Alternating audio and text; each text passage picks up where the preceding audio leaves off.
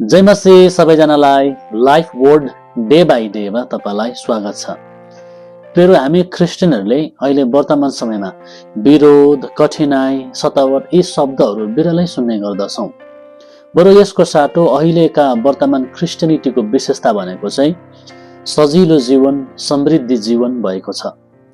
अथवा प्रिय हामी क्रिस्चियन हुँदा हामीले कुनै कठिनाइहरूको सामना गर्नुपर्ने छैन, सतावटको सामना गर्नुपर्ने छैन। परमेश्वरले हामीलाई भौतिक कुराहरूले चाहिँ प्रशस्त मात्रामा आशिष दिनु भएर समृद्धि दिनुहुन्छ भन्ने अहिलेको क्रिस्चियन शिक्षा र सिद्धान्त बनेको छ। प्रिय येशूको दृष्टिकोण चाहिँ यद्यपि यस किसिमको दृष्टिकोण अथवा शिक्षा र सिद्धान्तको ठिक विपरीत छ।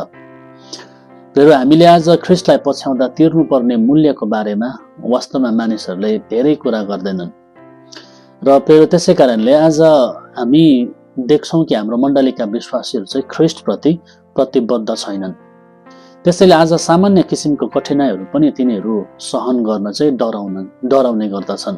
यति मात्र होइन प्रियहरू, तर परमेश्वर र उहाँको वचन केन्द्रित हाम्रो ईश्वर शास्त्र नभएर आज हाम्रो वचन अथवा शिक्षा चाहिँ मानिस केन्द्रित भएको छ र यसैले आज हाम्रो मण्डलीले मानिसहरूबाट मान्यता कसरी पाउनु पर्ने हो, कसरी आराम र सजिलो जीवन जिउनु पर्ने हो, प्रख्यात कसरी बन्नु पर्ने हो भन्ने खालको शिक्षा चाहिँ पाइरहेको देख्छौँ। प्रियहरू आज हाम्रो मण्डलीका विश्वासीहरू वास्तवमा क्रुसिफाइड जीवन जिउन चाहिँ सकिरहेका छैनन्। एकदमै दुःख लाग्दो कुरा हाम्रो लागि हो। हामीले हाम्रो क्रुसलाई बोक्दा प्रियहरू जुन किसिमको कठिनाइहरू चाहिँ यसले वास्तवमा निम्त्याउँदछ त्यसबाट बच्न हामी आज क्रुस बोक्न नखोज्ने मानिसहरू बनेका छौँ र आफ्नो क्रुस आफैले बोक्न वास्तवमा नसक्नु चाहिँ मुक्ति नपाउनु नै हो। प्रियहरू येशू प्रभुले मत्ती 10:38 पदमा यसै कारणले येशू भन्नुहुन्छ कि जो आफ्नो क्रुस उठाएर मेरो पछि लाग्दैन त्यो मेरो योग्यको हुँदैन। त्यसरी नै लुका 9:21 मा पनि उहाँले यसो भन्नुहुन्छ कि कोही म पछि आउने इच्छा गर्छ भने त्यसले आफूलाई इन्कार गरोस् र दिनहुँ आफ्नो क्रुस बोकेर मेरो पछि लागोस्। प्रियहरू येशूलाई पछ्याउनु भनेको मुखले मात्र म पनि एकजना विश्वासी हुँ भन्नु चाहिँ पटक्कै होइन।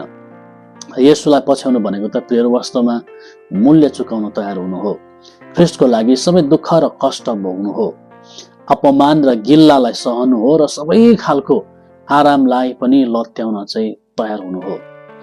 प्रियहरू मत्ती 10:37 र 38 पदमा येशूले यसो भन्नुहुन्छ कि जसले मलाई भन्दा बढी आफ्ना बुवा वा आमालाई प्रेम गर्दछ त्यो मेरो योग्यको हुँदैन। जसले मलाई भन्दा बढी आफ्ना छोरा वा छोरीलाई प्रेम गर्दछ त्यो मेरो योग्यको हुँदैन। जो आफ्नो क्रुस उठाएर मेरो पछि लाग्दैन त्यो मेरो योग्यको हुँदैन। अब प्रियहरू फेरि यसको मतलब हामीले हाम्रो आमा बुवालाई प्रेम गर्नु हुँदैन, छोराछोरीलाई प्रेम गर्नु हुँदैन भनेको होइन। वास्तवमा बाइबलले हामीलाई के सिकाउँदछ भने प्रियहरू हामीले आफ्ना आमा बुवाको आदर गर्नुपर्छ र तिनीहरू प्रतिको कर्तव्यलाई पनि हामीले पूरा गर्नुपर्दछ। तर प्रियहरू येशूले यहाँ जुन कुरा भन्नुभएको छ यसको मतलब चाहिँ के हुन्छ भने हामीले आफ्ना आमा बुवा छोराछोरीहरू र इभन आफैलाई भन्दा पनि माथि चाहिँ येशूलाई प्रेम गर्नुपर्छ। वास्तवमा येशू चाहिँ हाम्रो जीवनको नम्बर 1 प्राथमिकता हुनुपर्दछ। प्रियहरू येशू प्रभुलाई मानिसहरूले अस्वीकार गरे र येशू प्रभुलाई अपमान गरे, उहाँको विरोध गरे, तर अस्वीकृतिको भार मुनि उहाँ कहिल्यै पनि दबिनु भएन। त्यसरी नै प्रियहरू हामीलाई पनि ख्रीष्टलाई विश्वास गरेको कारण सबै सतावटहरूले दबाउनु हुँदैन र दबिनु पनि हुँदैन। प्रियहरू परमेश्वरले सतावटलाई खोजिरहनु पर्छ भनेर पनि चाहनु भएको होइन, तर सतावटको सामना गर्नु पर्दा हामी यसबाट नभाग्ने विश्वासी हुनुपर्छ र ख्रीष्टमा रहने विश्वासी हुनुपर्छ भनेर चाहिँ चाहनुहुन्छ। आजको वचनले तपाईलाई आशिष मिलेको होस्। जय मसीह।